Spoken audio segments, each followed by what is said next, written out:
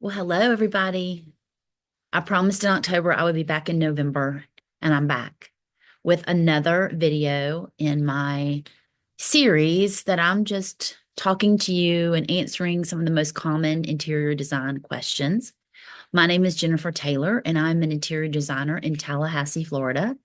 And I am actually on my screen porch. This is a real background.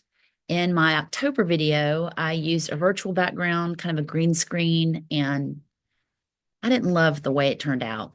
And the inside of my house, the lighting is really bad. And there's just not a great spot that has a really good backdrop. So I'm on the porch. I have a kitty cat close by that's wanting to eat way earlier than she needs to be. And I've got some puppies inside who like to bark. So if you hear any animal noises, just know that, I'm at home. I enjoy doing these videos from home because I work from home um, at least 2 days a week, sometimes more. And so being here is a little better for me than sitting in my office with the fluorescent lights. So this video is going to be about where do you start when you're decorating a room. So in the first video in this series that I did back in January was just I talked to you guys about working with an interior designer. And then last month we talked about choosing colors, as color scheme for the room. And today we're going to now talk about how do you start actually decorating a room. So I'm going to share my screen with you because I like to put slides together so that I have a visual aid while we are, and it's actually raining too. So if you hear some noise, that's what it is. I'm happy that it's raining here. It's nice and cool. All right, so let's talk through. I've got some notes here on my phone, so if I glance down, that's what I'm looking at. So to me, the very first step when I'm decorating a room is I like to gather inspiration. And usually when I'm doing it for a client, I ask them to put together some inspirational images for me and share those images with me at our first meeting. And most of the time, people go to Pinterest for those inspirational images. So this is my the cover page to my Pinterest account. It's under Jen Taylor Design. And if you'd love to, I'd love for you to go on and follow me. But, I've just learned that Pinterest is such a great tool for inspiration because, and this is my home feed, so you can kind of see what that looks like, what I've been looking for. So it's mainly, I've been looking at, light fixtures and recipes and all of those fun things. But up in the top right corner is a little magnifying glass so you can search. And when I am needing inspiration, where I'm thinking, okay, I've got a client that has really tall ceilings, I can type in the search bar living room with really high ceilings, and you will get a lot of great images. Now, I will say that Pinterest has become a lot more um, salesy, like everything else. There's so many ads on there. And so if you like type in blue couch, yeah, you're going to get some images of designers who have designed rooms with blue couches, but you're also going to see a lot of vendors on there trying to sell you a blue couch. So just be wary that you're actually looking and looking past these sponsored ads and actually looking at real pins that people have pinned to there. So I found that that Pinterest is a great tool. You can create boards in your Pinterest account. You can separate the boards by a room. You can make the boards private so nobody can see them. I do that a lot for my clients. I'll create a board, I'll name it the client's last name, and I'll pin things that I find for them, either inspiration images or when I'm actually sourcing for a job and I see something online that I like, I'll pin it there. So it's a great place. If you're not on Pinterest, I highly recommend you take a check it out. Pinterest, Pinterest. Pinterest is kind of how it's spelled. So that's the first thing that I would say when you're decorating your room is start with inspiration. You can also start with your home's architectural style. Is your home more modern? Is it like a little farmhouse? Is it Mediterranean stucco? A lot of people will decorate the inside of their house in a totally opposite style of the exterior of their house, which is totally okay. There are no rules. But if you're just needing something to inspire you, look to your home for that inspiration. The other thing that I would suggest that you would do, and this is something that we talked about in the last video, is you got to put together a color scheme. I showed this actual color wheel during that video and talked to you about how to put together a color scheme. So I won't go into detail about that again in this video. You can go back and check that one out. But creating colors, figuring out what color you want to use, having something that you're kind of starting with, whether that's a piece of art or a rug or something, is helpful when you're decorating rooms. So inspiration, and then from inspiration, figuring out what colors that you want to bring in. And I also highly recommend that you consider the rooms around the room that you're decorating. If you're starting from scratch, then great. But if you're decorating, say, a bedroom and it's a guest bedroom and it may be off of your family room and you have a lot of greens and blues in your family room, then I highly suggest that you try to take one of those colors from the family room and into your guest bedroom. And it kind of creates that flow throughout your house. So color scheme is really important. The next thing that you need to that you should do is, and what I do, is create a furniture plan. It is one of the biggest mistakes that I see from clients is they purchasing furniture that's too big or too small for their room.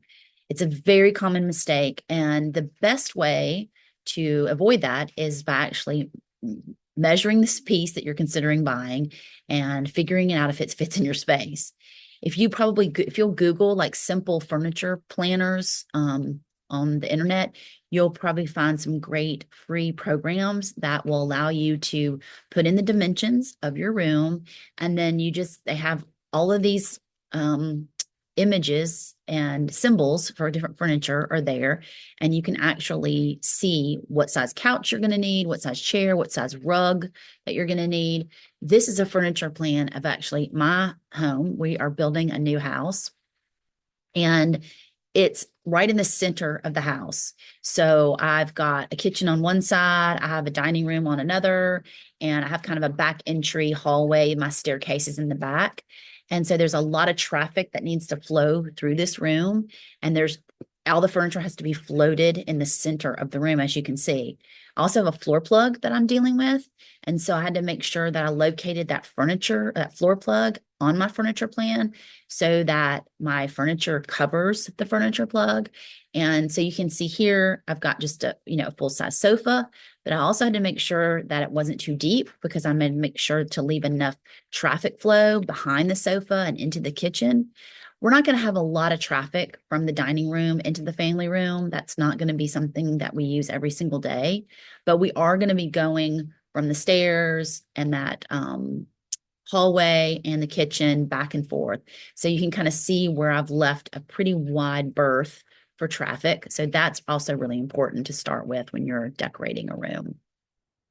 So it's time to select your key furniture pieces. So I always say start with your big pieces first. And I'm just going to walk you through a series of slides that I'm going to show you kind of how you can build the room.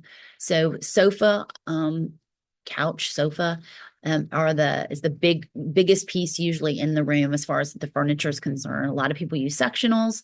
I prefer to use sofas and love seats or sofas and chairs versus sectionals because it gives you the opportunity to be able to move your furniture around. A lot of people like sectionals because they're big and cozy and everybody can pile up on them. But you usually can only put your sectional one way in the room. There's no moving it around or changing it around. And whatever the fabric is on that sectional, that's the majority fabric in your room. So if you can, and you'd like to mix up a little bit, and you've got the space like I have here, like I could have totally done a sectional here instead of those two chairs, but I wanted to have different fabrics and the ability to move my furniture around in different arrangements if I felt like it. So the first layer is your bigger pieces. So in this slide, the two biggest pieces are the sofa and the rug. So that's where we started.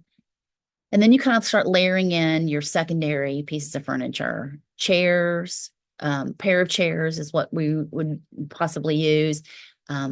I like to match those together, the same fabric, but instead of neutral, doing some sort of a color. Coffee table obviously is important. You want to kind of consider the space that your coffee table is filling and whether a rectangle or a round or square shape might be better. And then you layer in a sofa table possibly that can go behind your sofa, or you might have a wall that needs something. A console, they're called console tables, sofa tables, they're the same thing. They're just long, kind of shallow tables that don't take up a lot of space, but can serve a really good function. And then, of course, light fixtures are another layer to the room and kind of making it feel complete. And then last but not least is the finishing touches with the textiles, the pillows, window treatments. Those are the things that I feel like really bring in your personality. Those are things that you can change out really easily.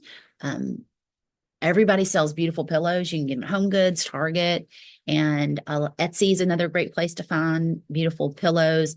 And get some with zipper covers so you can wash them if you need to, if you've got pets who love to lay on your pillows like I do. And then, of course, don't forget lamps.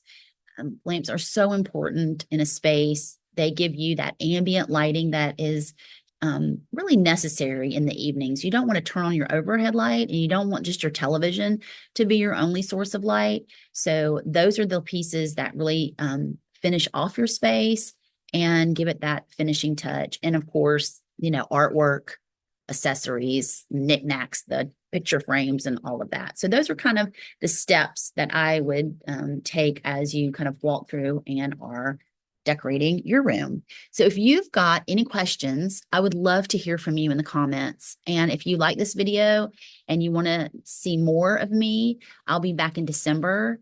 I'm going to be talking about budgets and buying, how you can decorate on a budget. I'm going to be sharing some sources for that. I know it's the holiday time and money's going to be a little tight and people are buying gifts, but I thought that's a great way to end the year is to talk about budget. So be sure to subscribe to my channel. And I'm also going to put some links to the a couple of blog posts that I have done. And these slides are from that blog post of how to kind of put together a family room. I've done a family room and a dining room, and it just kind of reiterates some of the things that I said, but a little bit more in detail. So thanks again for being here. I really appreciate your time, and I look forward to being back here with you again in December. Thanks, and have a great day, everybody.